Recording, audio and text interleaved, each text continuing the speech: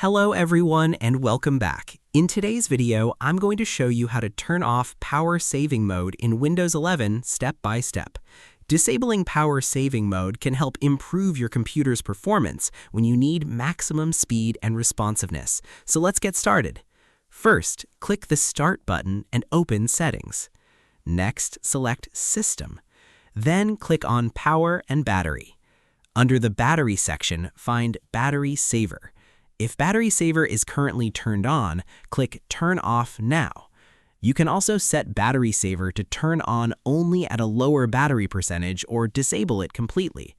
Once disabled, Windows will stop limiting background activity and performance to save battery power. And that's it. You've successfully turned off power saving mode in Windows 11. Thanks for watching this video. If you found this tutorial helpful, don't forget to like, subscribe, and turn on notifications for more Windows tutorials and tips. See you in the next video.